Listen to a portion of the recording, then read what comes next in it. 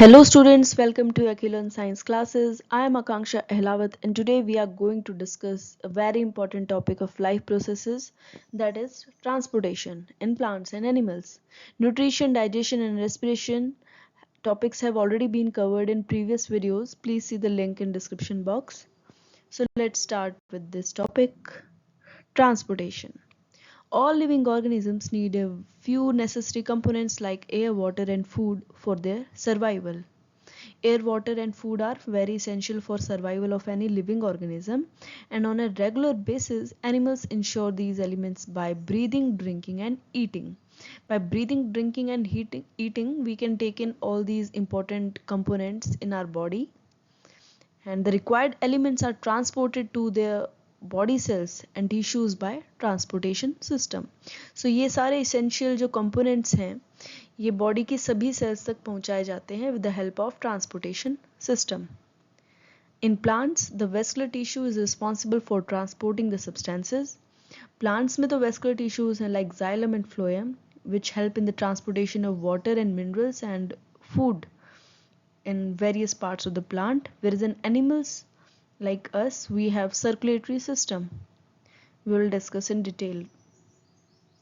So transportation in humans is done by the circulatory system, which consists of blood, blood vessels and the heart.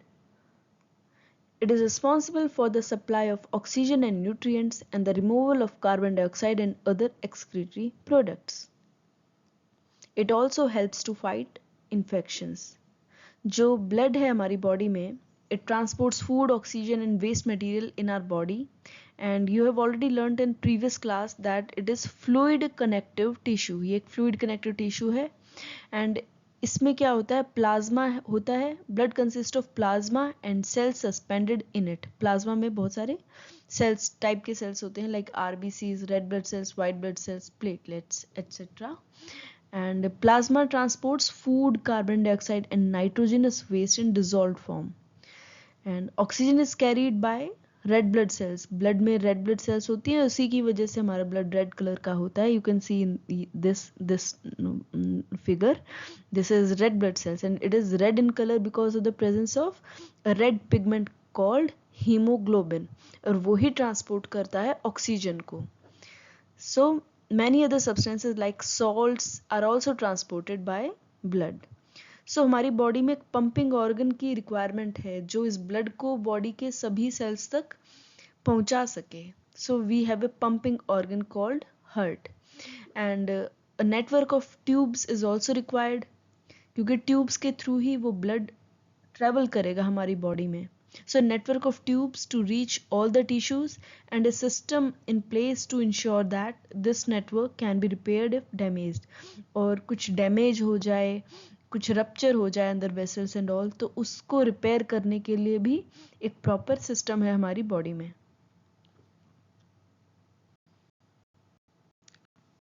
Now we will see heart.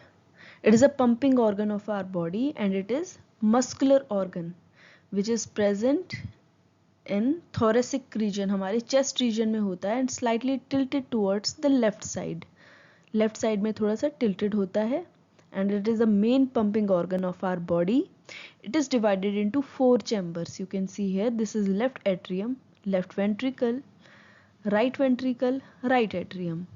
So the upper two chambers are called atria या atrium बोल सकते हैं, जैसे single को atrium बोलते हैं, तो ये atria हो गए. Lower two chambers are called ventricles.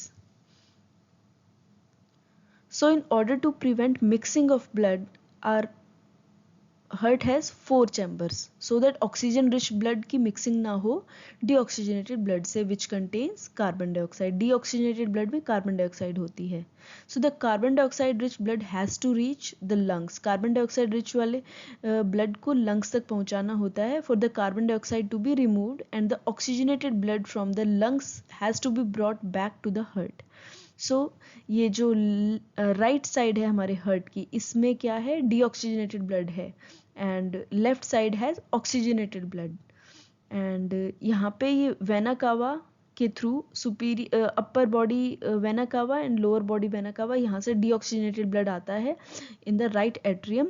Right atrium से वो जाता है right ventricle and then pulmonary arteries से होता हुआ ये लंग्स तक पहुंचता है और वहाँ पे इस डीऑक्सीजनेटेड ब्लड की ऑक्सीजनेशन होती है, मतलब कार्बन डाइऑक्साइड रिमूव होती है उस ब्लड से और ऑक्सीजन उसमें आ जाती है.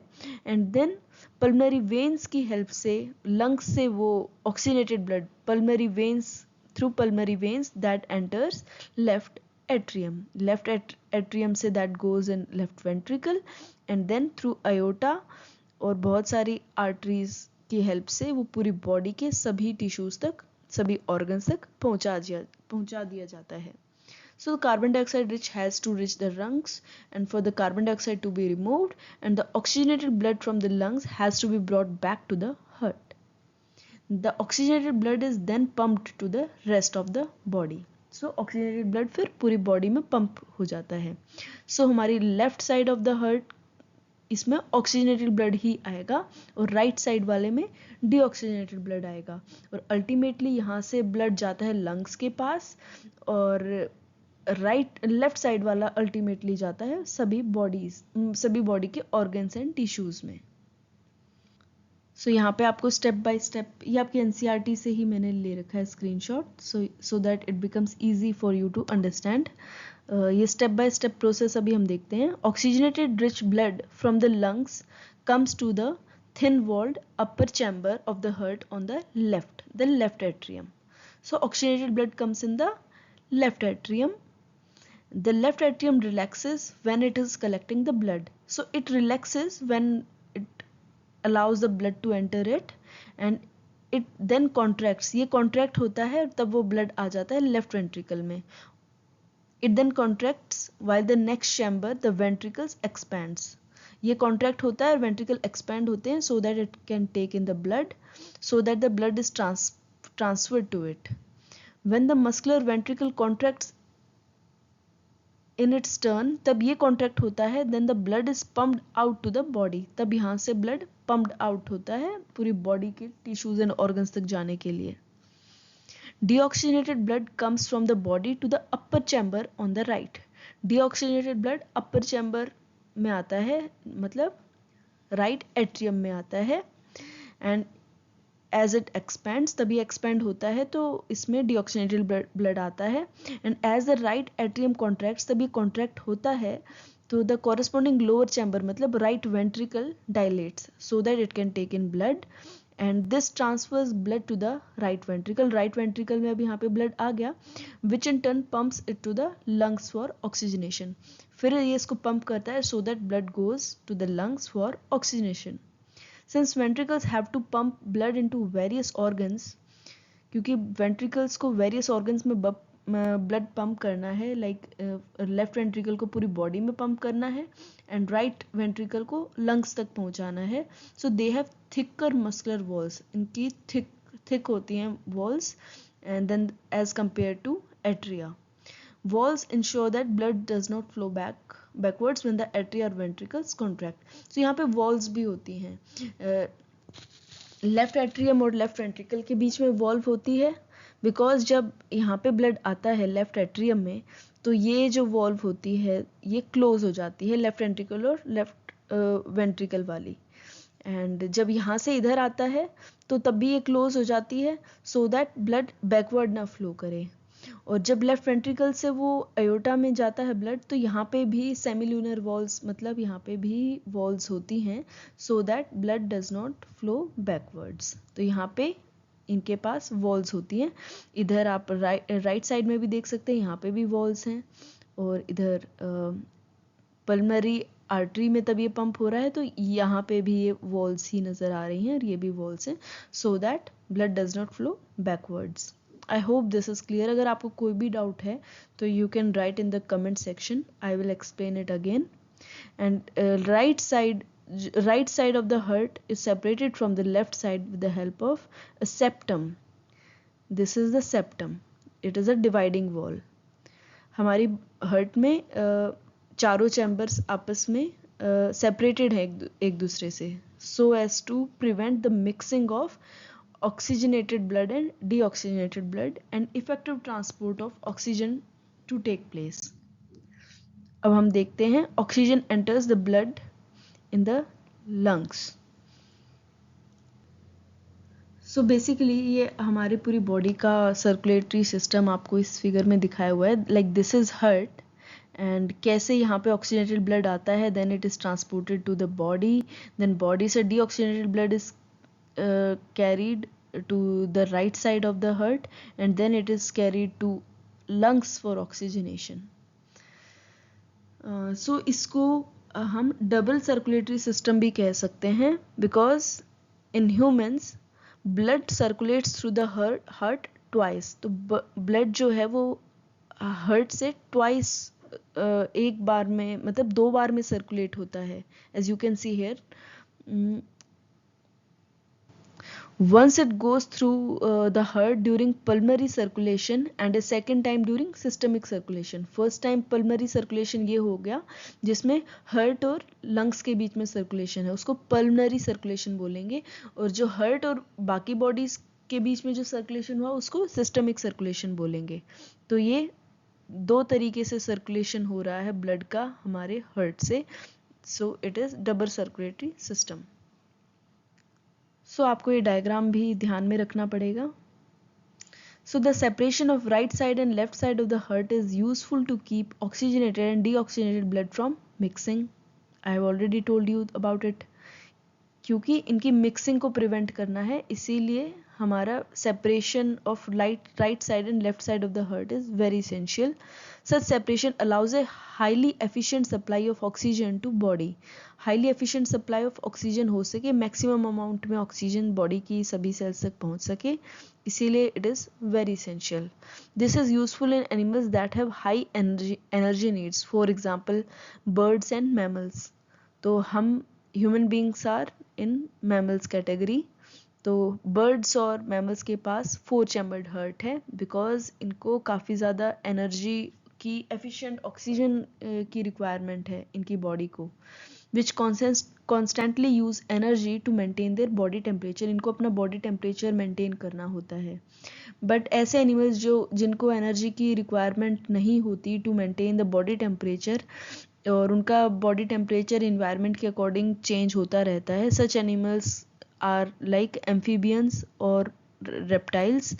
so इनके पास 3 chambered heart है and tolerate some mixing of oxygenated and deoxygenated blood. ये tolerate कर सकते हैं थोड़ी बहुत mixing क्योंकि इनकी body को इतना ज़्यादा temperature maintenance की requirement नहीं है. ये environment के according अपना temperature change कर सकता है. and fishes के पास तो सिर्फ 2 chambered heart ही है and blood is pumped to gills. इसमें फिशेस में क्या होता है, ब्लड गिल्स के पास पंप होता है एंड वहीं पे ये ऑक्सीजनेटेड ब्लड होता है and passes directly to rest of the body. फिर डायरेक्टली ये बाकी बॉडी में भेज दिया जाता है. Thus blood goes only once through the heart in the fish during one cycle passage through the body. So fishes में 2 चैम्बर्ड हार्ट है. जैसे डीऑक्सीजनेटेड ब्लड पूरी बॉडी से इसके पास आया, हार्ट के पास आया, तो वो उसको पंप करके भेज देगा गिल्स के पास और वहाँ से वो ऑक्सीजनेशन होगा और वहीं से डायरेक्टली वो पूरी बॉडी में फिर से भेज देगा उस ऑक्सीजनेटेड ब्लड को. तो एक बारी में सिर्फ एक ही बार वो ब्लड पहुँचेगा हार्ट के पास. So the blood goes only once through the heart in fish during one cycle of passage through the body. On the other hand, it goes through the heart twice during each cycle in other vertebrates like mammals and birds. यहाँ पे twice होता है इसीलिए इसको double circulation बोलते हैं. एक बार pulmonary circulation and the other one is systemic circulation. So आप यहाँ पे देख सकते हैं इस वाली फिगर में veins collect deoxygenated blood from different parts of the body. Veins ने पूरी different parts of the body से ब्लड कलेक्ट किया और उसको राइट एट्रियम में भेज दिया एंड राइट एट्रियम से वो आया राइट वेंट्रिकल में एंड राइट वेंट्रिकल से वो गया पल्मनरी आर्टरीज से और पल्मनरी आर्टरीज से वो गया लंग्स के पास फॉर ऑक्सीजनेशन. लंग्स से पल्मनरी वेन्स की हेल्प से वो लेफ्ट एट्रियम में आया, लेफ्ट एट्रियम से लेफ्ट वेंट्रिकल में गया और लेफ्ट वेंट्रिकल से आयोटा एंड आर्टरीज की हेल्प से वो पूरी बॉडी में ऑक्सीजनेटेड ब्लड को पहुंचा दिया गया and the cycles keeps on repeating. So blood vessels carry blood throughout the body and blood vessels are of three types: arteries, veins and blood capillaries. Arteries basically oxygenated blood carry करती हैं, veins deoxygenated blood carry करती हैं और capillaries से gaseous exchange takes place. So gaseous exchange takes place between blood and cells at capillaries. और arteries और veins की एक एक्सेप्शन है कि arteries basically oxygenated blood carry करती हैं except pulmonary artery which carries deoxygenated blood from heart to lungs and veins में भी एक एक्सेप्शन है which is pulmonary veins which carry oxygenated blood from lungs to heart. आपने अभी previous slide में भी देखा था. So arteries are the vessels which carry blood away from the heart to various organs of the body. So ये various organs of the body को blood पहुंचाता है from the heart and since the blood emerges from the heart under high pressure, बहुत ही high pressure में blood आता है इसमें, so arteries की walls thick होती हैं और elastic होती हैं and veins collect the blood from different organs and bring it back to the heart. So veins deoxygenated blood को वापस हार्ट के पास लेके जाता है and they do not need thick walls because the blood is no longer under high pressure. जैसे artery में high pressure होता है बट वेन्स में इनको थिक वॉल्स की ज़रूरत नहीं है but they have walls.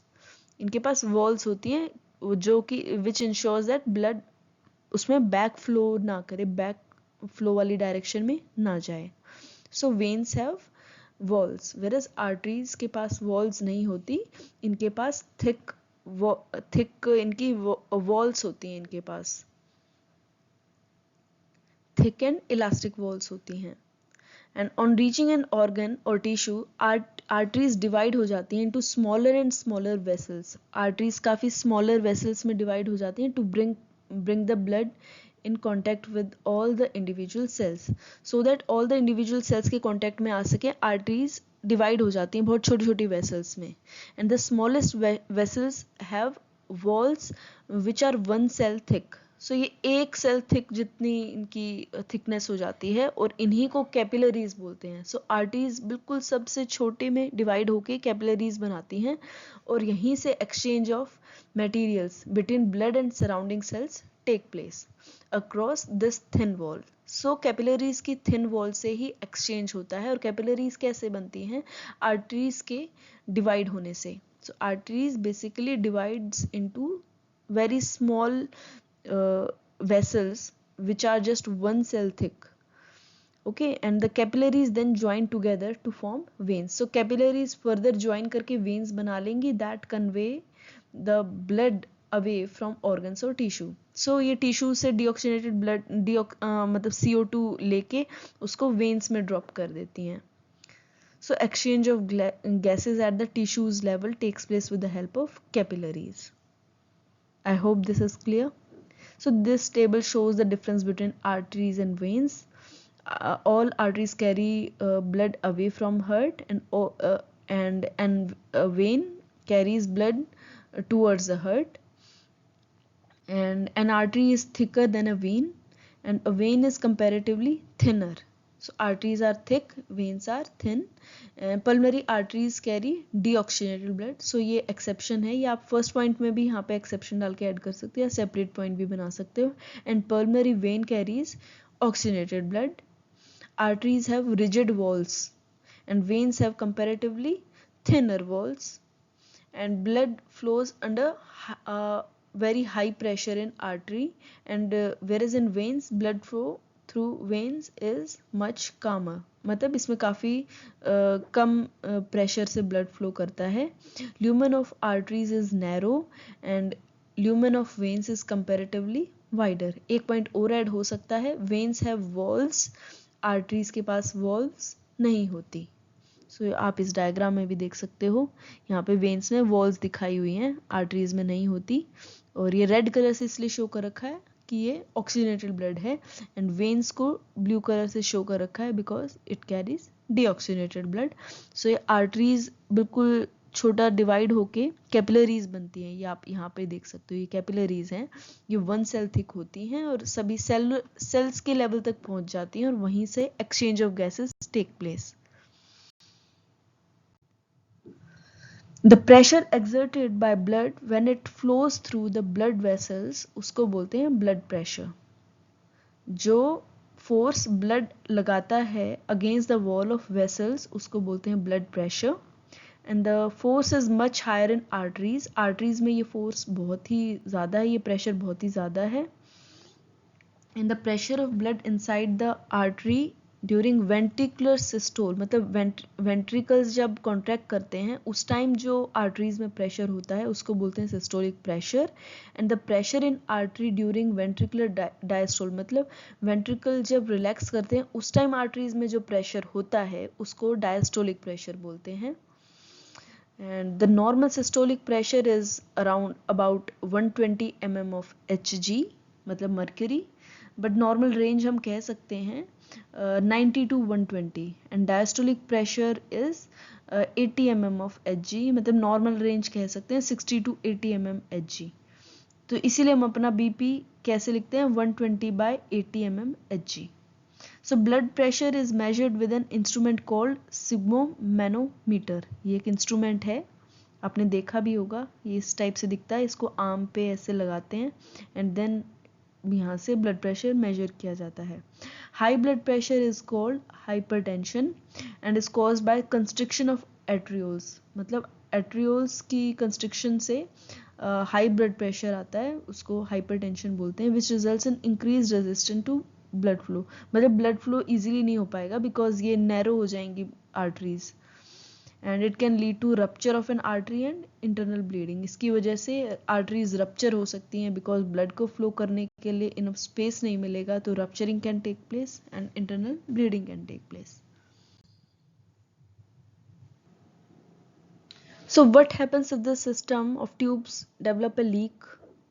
So bleeding occurs when blood vessels rupture, and bleeding is stopped by platelets that help in the clotting of blood at the site of the injury. So naturally the loss of blood from the system has to be minimized, क्योंकि blood निकल रहा है तो उसको रोकना पड़ेगा because leakage की वजह से pressure कम हो जाएगा and which would reduce the efficiency of the pumping system, क्योंकि pumping system की efficiency कम हो जाएगी अगर pressure decrease हो गया तो। To avoid this the blood has platelet cells, platelet cells होती है हमारी blood में which circulate around the body and plug these leaks by helping to clot the blood at these points of injury. So जहाँ पे blood leak हो रहा है या फिर अदर एक्सटर्नल भी कोई चोट लगती है जैसे blood leak हो रहा है तो वहाँ पे भी platelets आके help करती हैं and they clot that blood and उस pressure को decrease होने से बचाती हैं। So blood clotting is a process of forming a clot in order to prevent excess loss of blood from the body, and it is a gel-like mass which is formed by the platelets and a fiber-like protein in the blood. Blood में और भी बहुत सारे proteins involve होते हैं इस process में like fibrinogen, thrombin, prothrombin, etc. But you just have to keep in mind that platelets or other fiber-like protein are involved in this, और एक जेल लाइक मास जिसको क्लॉट बोल रहे हैं वो एक फॉर्म हो जाता है and so that blood loss नहीं होगा फिर। सो मेंटेनेंस बाय प्लेटलेट्स, अगर कहीं पे भी रप्चर या फिर लीक या फिर कुछ भी ब्लीडिंग स्टार्ट होती है तो प्लेटलेट्स हेल्प और उस प्रेशर को डिक्रीज होने से बचाती है and efficiency of pumping system maintain रहती है। There is another type of fluid involved in transportation. It is called lymph or tissue fluid.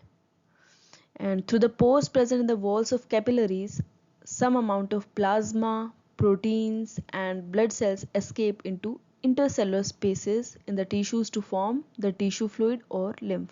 तो ये lymph और tissue fluid कैसे बनता है? Capillaries में छोटे छोटे pores होते हैं, उनमें से प्लाज्मा, प्रोटीन्स और ब्लड सेल्स लीक हो जाता है, एस्केप कर जाता है इंटरसेलुलर स्पेसेस में, मतलब सेल्स जो होती हैं उनके बीच में काफ़ी सारा स्पेस होता है, उसमें आ जाता है वो टिश्यू, वो फ्लूइड। इसीलिए उसको टिश्यू फ्लूइड भी कहते हैं और लिम्फ कहते हैं। It is similar to plasma of the blood. ये प्लाज्मा, जो ब्लड में प्लाज्मा है, blood without cells is called plasma.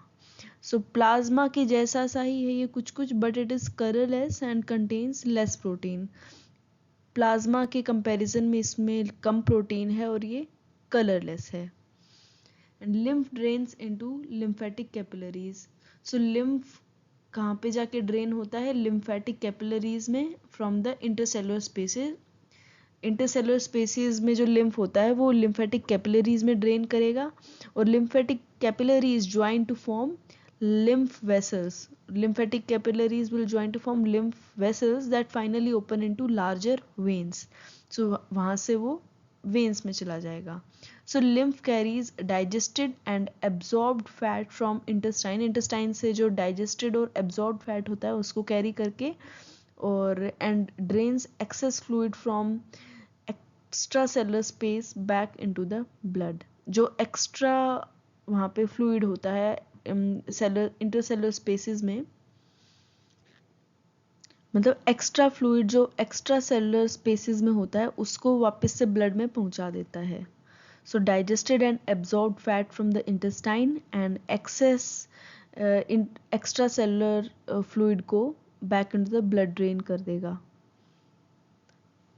सो आपको लिम्फ के यूजेस भी पता होने चाहिए कि इसका क्या फंक्शन है और ये किस चीज से बना है, and how it is different from blood plasma. And lymph का अदर नेम क्या है? Tissue fluid. सो अब हम देखेंगे how transportation in plants take place. Plants के पास एक प्रॉपर सिस्टम होता है ट्रांसपोर्टेशन के लिए, बिकॉज सिर्फ डिफ्यूजन प्रोसेस सफिशिएंट नहीं है, because diffusion process is not sufficient to transport water and minerals to all parts of the plant. So they have proper system for transportation of water and food. So transportation is a vital process in plants. The process involves the transportation of water and necessary nutrients to all parts of the plant for its survival. Food and water transportation takes place separately in plants. Xylem transports water and phloem transports food. So xylem moves water and minerals obtained from the soil, and phloem transports products of photosynthesis from the leaves, from जहाँ से वो synthesize होते हैं, from where they are synthesized to other parts of the plant. And you have already studied about structure of these tissues in detail in class 9th. आपने xylem और phloem के जो tissues हैं उनको उनके structures के बारे में आपने 9th क्लास में ऑलरेडी पढ़ चुके हो. सो इस ड्राइंग में आप देख सकते हैं कि glucose moves up to the growing bud and glucose moves down to the growing root. So because glucose is synthesized by the leaves, ये फोटोसिंथेसिस का प्रोडक्ट है, and water and minerals are taken up by the roots. So यहाँ से blue colour में show कर रखा है कि वाटर एंड मिनरल्स यहाँ से अपटेक करेंगे और सभी पार्ट्स में पहुंच जाएंगे. So movement of water and minerals कैसा है? यूनी डायरेक्शनल, मतलब एक ही डायरेक्शन हो रहा है नीचे से ऊपर की तरफ. Whereas transportation of food, मतलब ग्लूकोज क्या है? बाई डायरेक्शनल, अप साइड में भी हो सकता है, डाउन साइड में भी हो सकता है. तो वाटर एंड मिनरल्स का ट्रांसपोर्टेशन जाइलम के थ्रू एंड ग्लूकोज का ट्रांसपोर्टेशन फ्लोएम के थ्रू. अब हम देखते हैं जाइलम के बारे में. So xylem tissues transport water in plants from the roots to all other parts of the plant. Xylem tissue is made up of tracheids, vessels, xylem fibers and xylem parenchyma. ये इसके चारों components हैं.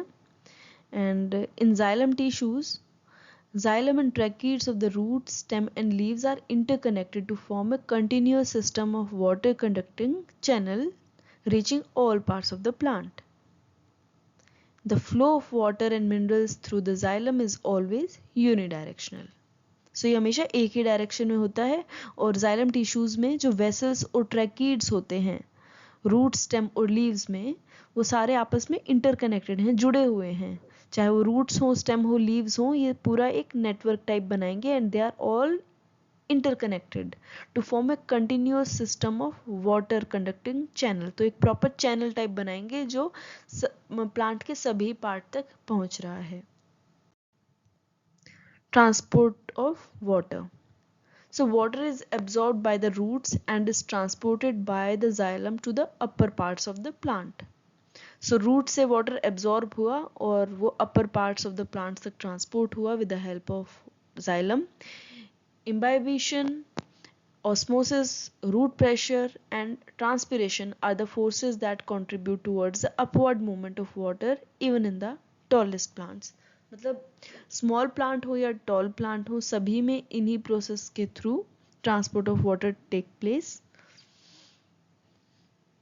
Imbibition is a process in which water is absorbed by solids. For example, seeds take up water when soaked. Like imbibition में क्या होता है, जैसे आप रेजिन्स होते हैं, मतलब किशमिश, उसको पानी में डिप करोगे तो after some hours it will swell up because of imbibition process. What is absorbed? Osmosis is a process where water moves from area of its higher concentration to area of its lower concentration. मतलब osmosis में water की movement होती है इसके higher concentration से lower concentration की तरफ. And at the roots, the cells take up ions by active process and this results in the difference in concentration of these ions. So roots में क्या होता है, roots actively मतलब energy लगा के आयंस ले लेती है आसपास की सराउंडिंग से, आसपास की सॉइल से, और इसकी वजह से आयंस का डिफरेंस हो जाता है कि रूट्स के अंदर आयंस ज़्यादा हैं, बाहर कम हैं. तो इट मीन्स कि रूट्स के अंदर वाटर कम है, बाहर वाटर ज़्यादा है. So with the help of osmosis process water soil से रूट्स के अंदर आ जाएगा. So water therefore moves into the roots from the soil to eliminate this difference and this means that there is steady movement of water into root xylem. Root के xylem में steady movement of water हो जाएगा, creating a column of water that is steadily pushed upwards. मतलब कि creating a column of water, एक water का column create हो जाता है जो कि ऊपर की तरफ पुश होने लगता है, इसी को रूट प्रेशर बोलते हैं.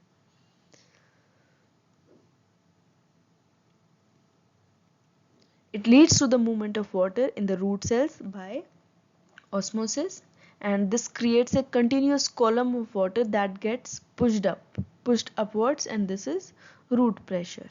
So roots में पानी आएगा और उसकी वजह से वो जाइलम में एंटर करने लगेगा और एक column of water which is steadily pushed upwards. So this is root pressure. However, this pressure by itself is unlikely to be enough to move water over the heights that are commonly seen in plants. So only root pressure enough नहीं है higher plants के लिए जो काफ़ी ज़्यादा हैं height में, या फिर कम हाइट वालों के लिए भी only this is not sufficient. Plants use another strategy to move water in the xylem upwards to higher points of the plant body. So plant को एक दूसरी स्ट्रेटेजी यूज़ करते हैं सो दैट कि जाइलम से पानी और ऊपर हाइट्स तक पहुंच सके, provided that plant has an adequate supply of water. मतलब एडिक्वेट सप्लाई ऑफ वाटर होना चाहिए प्लांट को. So the water which is lost through the stomata, stomata से वाटर लॉस होता है, हमने प्रीवियस लेक्चर में देखा था. The water which is lost through the stomata is replaced by water from the xylem vessel in the leaf. Leaves में stomata होते हैं, वहाँ से पानी इवेपोरेट होता रहता है with the help of transpiration. उसको ट्रांसपिरेशन बोलते हैं ना. और इवेपोरेशन प्रोसेस के through that water is evaporated and so the water which is lost through the stomata is replaced by the water from the xylem vessels in the leaf. In fact, evaporation of water molecules from the leaf from the cells of a leaf creates a suction. इसकी वजह से एक suction pull generate होता है which pulls water from the xylem cells to the of the roots, जिसकी वजह से एक suction type generate होगा और xylem से रूट्स के जाइलम से वो ऊपर की तरफ आने लगेगा बिकॉज ऊपर से वाटर लॉस हो रहा है. सो नीचे से ऊपर की तरफ वाटर आने लगेगा. So the loss of water in the form of vapour from the aerial part of the plant is known as transpiration. ये आपको पता है ही कि ट्रांसपिरेशन के थ्रू जो वाटर लॉस होगा उसको कंपेंसेट करने के लिए नीचे से वाटर ऊपर की तरफ आने लगेगा. So transpiration helps in the absorption and upward movement of water. So transpiration की वजह से एब्जॉर्प्शन भी होगा और वाटर का अपवर्ड मूवमेंट भी होगा, और वाटर का ही नहीं, मिनरल्स का भी जो वाटर में डिजोल्व हैं, from the roots to the leaves. So it also helps to maintain to regulate temperature in the plant body. So transpiration से temperature regulation भी होगा, ना सिर्फ water का transport होगा बल्कि temperature का भी regulation होगा. So the effect of root pressure in transport of plant is more important at night. So root pressure का transport of plant में रोल रात के टाइम है ज़्यादा, बिकॉज रात के टाइम पे ट्रांसपिरेशन नहीं हो रहा होता है. So during the day when stomata are open, the transpiration pull becomes the major driving force in the movement of water in the xylem, और at night it is the root pressure. So अब हम देखते हैं इसमें. So transpiration contributes to the upward movement of water by creating a straw effect. Suction pull type generate होगा and it pulls the water column upwards as there is continuous loss of water from the leaves. Leaves से continuous water का loss हो रहा है, इसीलिए नीचे root वाले xylem से वो water ऊपर की तरफ transport होगा. So all these forces act together for water transport through the xylem. So इस तरीके से ये सभी forces act करती हैं और water का transport होता है xylem से. Now we will see phloem. अभी हमने xylem के बारे में देखा. The phloem is responsible for the translocation of nutrients and sugar like carbohydrates produced by the leaves to areas of the plants that are metabolically active. So phloem का काम है nutrients और sugars like carbohydrates का transport करना, और इसी को translocation भी बोलते हैं. जो ये कहाँ पे होता है बेसिकली, ये जो synthesis of nutrients and carbohydrates leaves में होता है, बट पूरे प्लांट के सभी इंपॉर्टेंट मेटाबॉलिकली एक्टिव पार्ट तक पहुंचाने का काम करता है phloem. Sieve tubes, companion cells, phloem fibers and phloem parenchyma are the components of this tissues. So phloem के ये सारे components हैं. The flow of material through the phloem is bidirectional. Bidirectional होता है phloem से. आप देख सकते हैं यहाँ पे एरो देख सकते हैं आप, ऊपर भी जा रहा है नीचे भी जा रहा है, क्योंकि food can be transported to any metabolically active part of the plant. Root में भी जा रहा है, शूट्स पे भी जा रहा है, तो लीव्स में सिंथेसिस हो रहा है, तो अप साइड में भी जा सकता है, डाउन साइड में भी जा सकता है. और यहाँ पे जो सेल्स होते हैं आपस में, cells have end walls with perforations. Perforations मतलब इनमें स्मॉल होल्स टाइप हैं जिसकी वजह से ट्रांसपोर्ट हो रहा है, मतलब सेल्स आपस में इंटरकनेक्टेड हैं. जबकि जाइलम में ऐसा नहीं है, वो तो एक होलो स्ट्रक्चर बना देंगे, ये बिल्कुल आपस में कनेक्टेड रहेंगे, उसमें परफोरेशंस नहीं होते, वो पूरा प्रॉपर चैनल बनाते हैं जाइलम में. So what is translocation? The transport of food in the plant through phloem via a process such as mass flow is called translocation. Phloem के थ्रू ट्रांसपोर्ट ऑफ फूड होता है, और जिस process के through होता है उसको मास फ्लो बोलते हैं.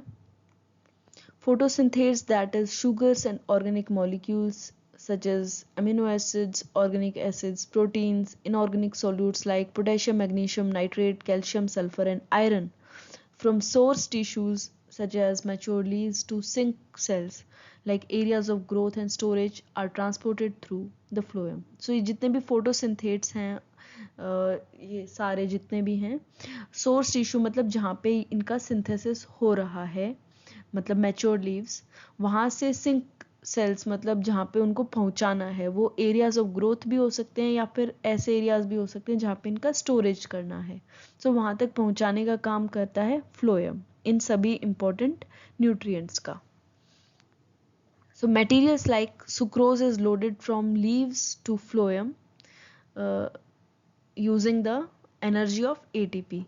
जाइलम में एनर्जी की रिक्वायरमेंट नहीं होती, बट फ्लोएम में होती है, क्योंकि जो सुक्रोज जो लीव्स में बना उसको फ्लोएम में लोड करने के लिए ATP चाहिए होता है.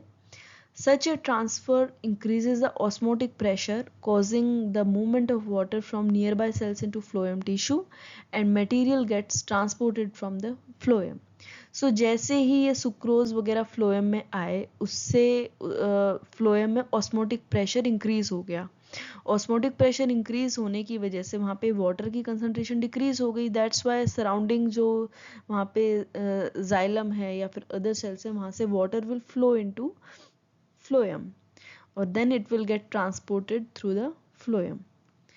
This process moves the material in the phloem to tissues which have less pressure, क्योंकि वहाँ पे जहाँ पे लोड हुआ सुक्रोज और वाटर, वहाँ पे प्रेशर ज़्यादा हो गया। अब that has to be transported to the areas which have low pressure. So this allows the phloem to move materials according to plant's need. For example spring season में sugar stored in leaves, sugar stored in root और stem tissues would be transported to buds which need energy to grow. So ऐसे जो भी areas जहाँ पे energy की requirement है, वहाँ पे इसी तरीके से transport of important nutrients take place. So thus the bulk flow of material through phloem takes place in response to an osmotically generated pressure difference. So osmotically generated pressure difference मतलब जैसे phloem में sucrose आया तो वहाँ पे osmotic pressure increase हो गया, तो वो जहाँ पे ऑस्मोटिक प्रेशर कम है उसकी तरफ उसका ट्रांसपोर्टेशन होने लगेगा. आप इस फिगर में देख सकते हैं, जैसे ये स्टेप 1 है, loading sucrose in the phloem. ये फ्लोएम में कंपेनियन सेल्स है, वहाँ पे इसका लोडिंग हुआ. Water flow into the phloem, यहाँ पे ऑस्मोटिक प्रेशर इंक्रीज हो गया, तो मतलब वाटर की कंसंट्रेशन कम हो गई, तो water from higher concentration to lower concentration इसमें आने लगेगा. सो यहाँ पे अब सुक्रोज एंड वाटर दोनों आ गए and then it will start flowing from higher to lower concentration. So concentration gradient के अकॉर्डिंग ये फ्लो करने लगेगा. और जहाँ पे इसकी रिक्वायरमेंट है, सिंक, इसको सिंक बोला जा रहा है, जैसे रूट सेल्स हैं, जहाँ पे सिंथेसाइज हो रहा है वहाँ पे सोर्स, उसको सोर्स बोलेंगे, और जहाँ पे उसको पहुँचाना है, जहाँ पे रिक्वायरमेंट है, उसको बोलते हैं सिंक. सो यहाँ पे अनलोडिंग होने लगेगी. So unloading sucrose from the phloem into the sink, और फिर वाटर भी बाहर आ जाएगा, क्योंकि यहाँ पे ज़्यादा कंसंट्रेशन है, यहाँ पे कम है. So water moves back into the xylem by osmosis. So this way important nutrients are transported through phloem. So these are some of the differences between xylem and phloem. Xylem transports minerals and waters from roots to upper parts of the plant, whereas phloem transports nutrients and food like amino acid sugars from leaves to growing parts of the plant. Xylem में movement is unidirectional, phloem में movement is bidirectional. And xylem contains xylem sclerenchyma, parenchyma, tracheids and vessels, whereas phloem contains companion cells, phloem parenchyma, sieve tubes and phloem fibers. Xylem के ज़्यादातर tissues का nature dead है, whereas phloem के tissues का nature is living with cytoplasm but without the nucleus. Xylem में these tissues are present in the center of vascular bundle. Vascular bundle में xylem phloem दोनों चीज़ होती हैं, तो xylem ज़्यादातर are present in center and whereas phloem are present outside the vascular bundles. Vascular bundles के outside में होते हैं phloems. So आप यहाँ पे फिगर में देख सकते हैं इनके बीच में डिफरेंस. Xylem में flow is unidirectional with no cell wall perforations. Phloem में bidirectional है with cells have end walls with perforations. इसमें food and water transport हो रहा है, इसमें water and minerals transport हो रहे हैं. Xylem में thick walls stuffed with lignin. ये thick wall है, इसमें काफ़ी ज़्यादा, phloem में नहीं है, इसमें thick wall है because of lignin. So that's all for this video. Thanks for watching. Please like and share this video and subscribe to my channel. Thank you so much.